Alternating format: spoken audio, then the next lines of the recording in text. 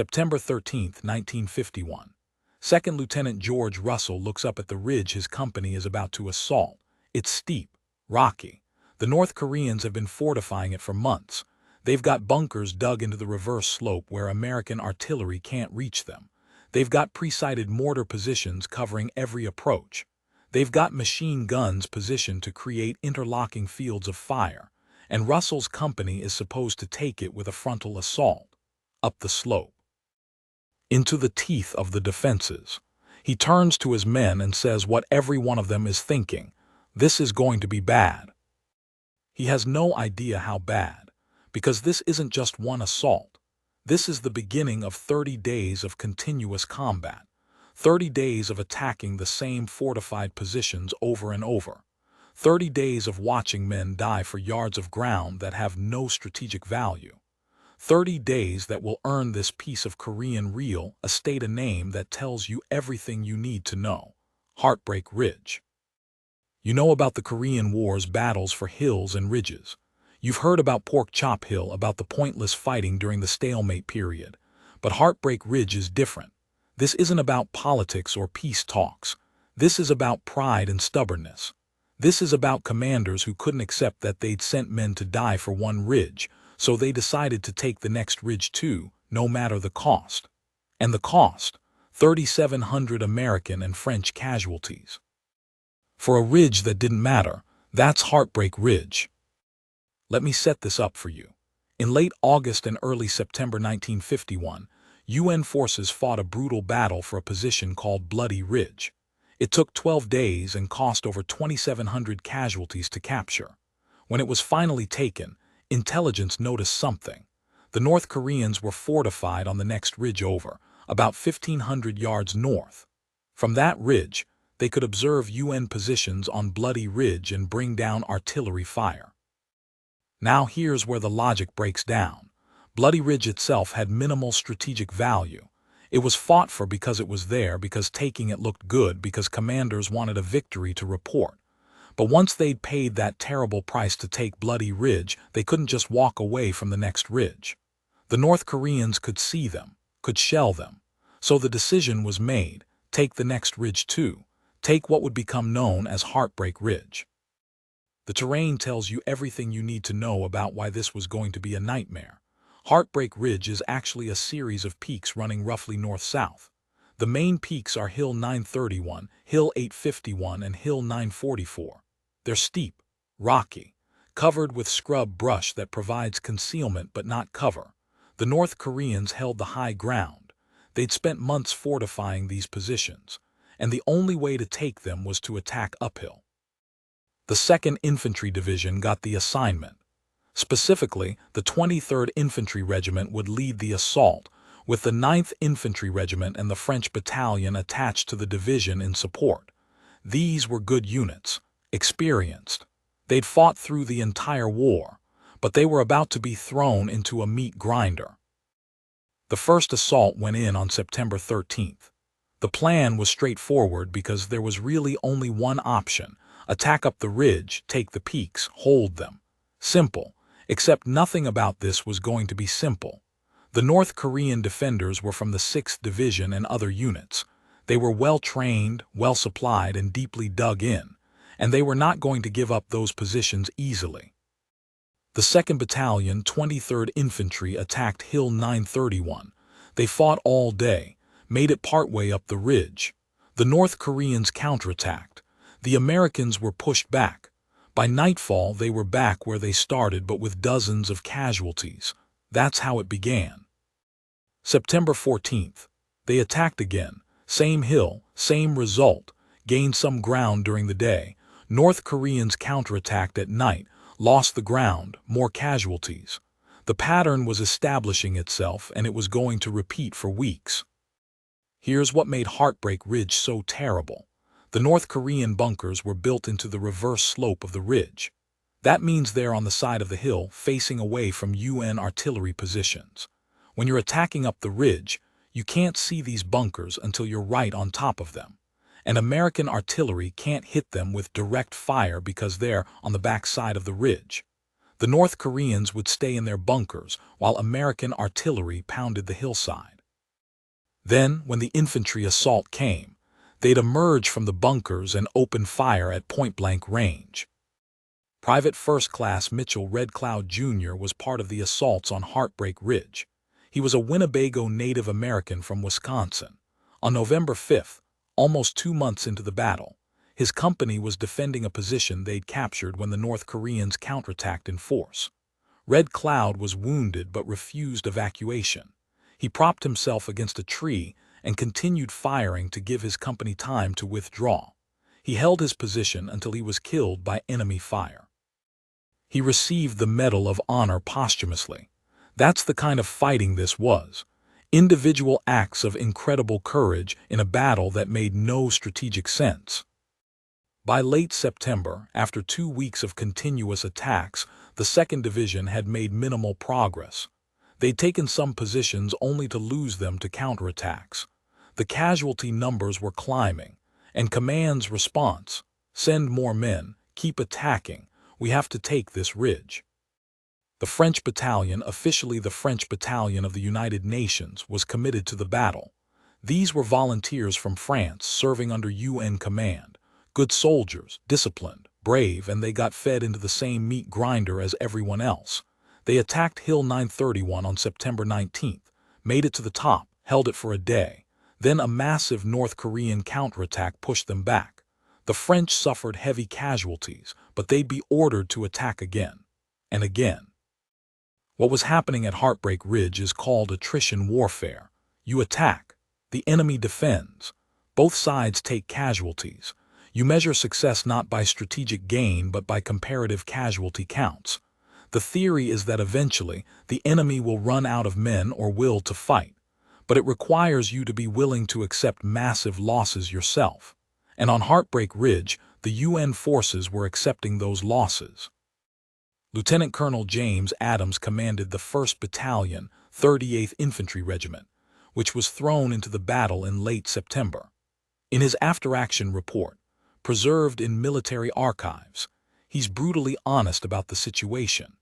He writes that his battalion was ordered to attack fortified positions with no adequate fire support, no way to neutralize the reverse-slope bunkers, and no clear plan for holding captured ground against inevitable counterattacks.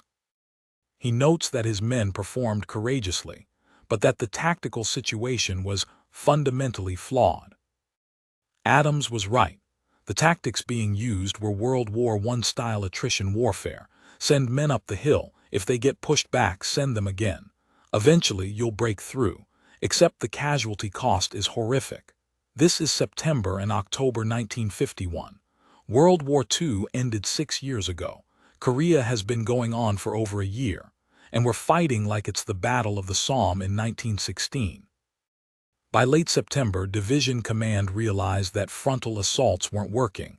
They needed a new approach, so they brought in tanks. The problem: the terrain was too steep and rocky for tanks. They brought in more artillery. The problem: reverse-slope bunkers couldn't be hit effectively. They brought in air support. The problem: napalm and bombs weren't precise enough to hit bunkers dug into hillsides without hitting friendly troops attacking nearby. So they went back to what they'd been doing: send infantry up the ridge.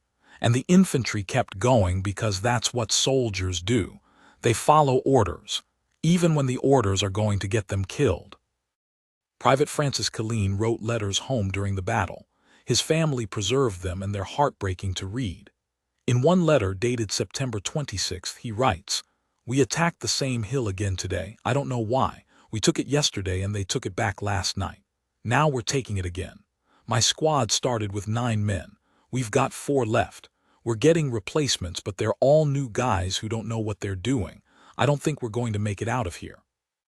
Killeen was killed on October 2nd.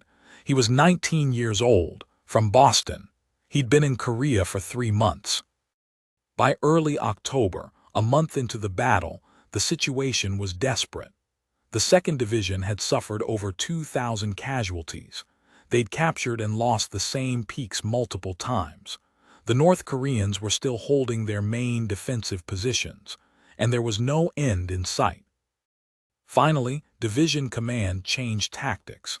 Instead of frontal assaults, they decided to use a massive coordinated attack with overwhelming firepower.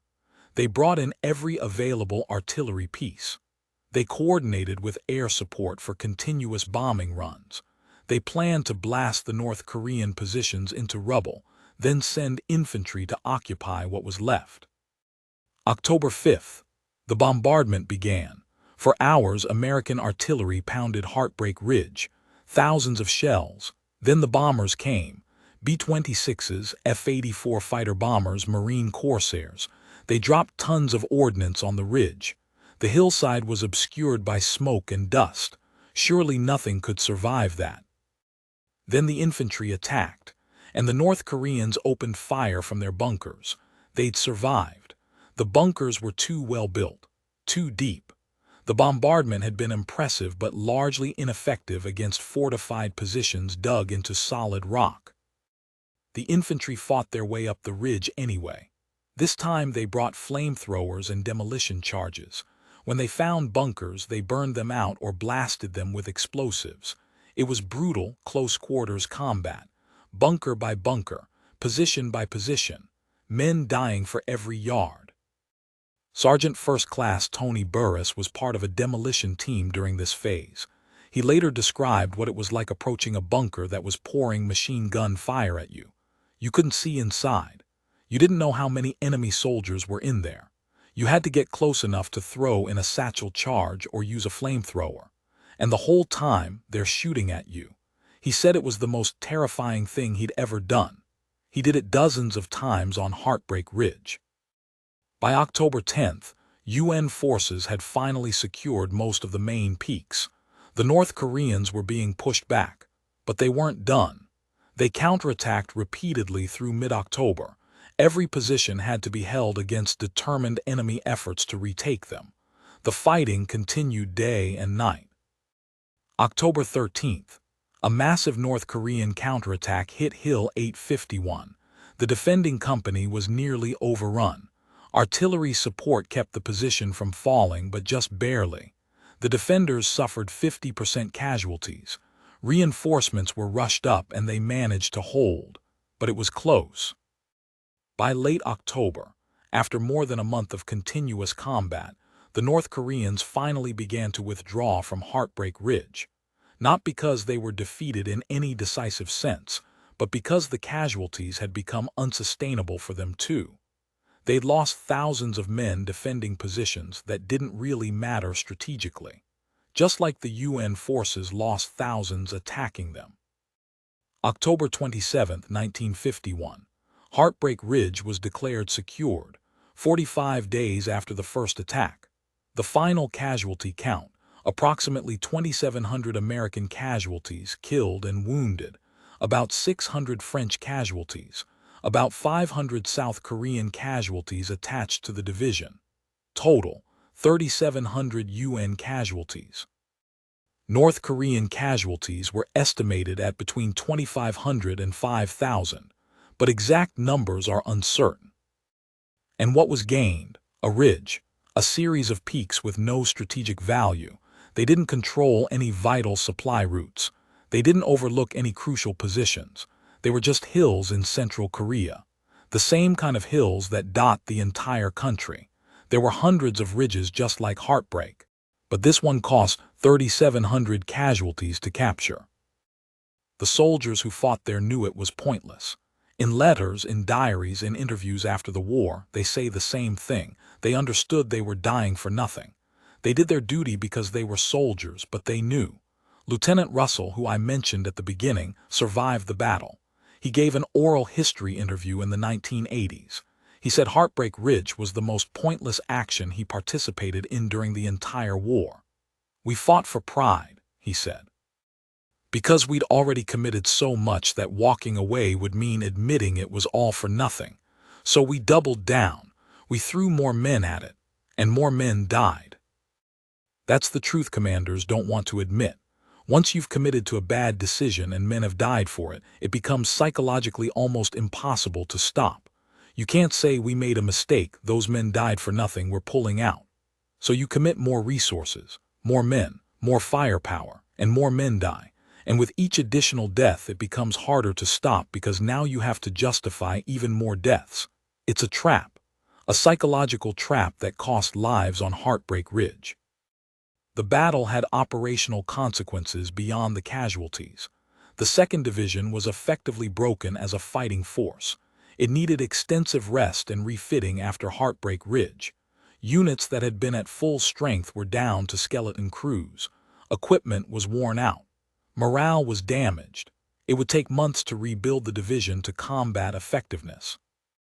And here's the kicker. After all that fighting, after all those casualties, Heartbreak Ridge didn't stay in UN hands. When the armistice was signed in 1953, the demarcation line ran south of Heartbreak Ridge. It ended up in North Korean territory. All those men died to capture ground that was eventually surrendered anyway. Just like Pork Chop Hill, just like so many other positions fought over during the stalemate period. The veterans of Heartbreak Ridge carried the experience with them for the rest of their lives. At reunions, they would talk about it in a way that was different from how they talked about other battles. There was bitterness there, a sense of betrayal, not by their fellow soldiers. They honored the men they fought beside, but betrayal by the system that sent them up that ridge over and over despite the casualties, despite the tactical futility, despite the obvious fact that it wasn't worth the cost. Sergeant Burris, the demolition specialist, spoke at a Korean War symposium in 2003. He was in his 70s by then. He said something that stuck with everyone who heard it. "I'm proud of what we did. We did our jobs. We fought well.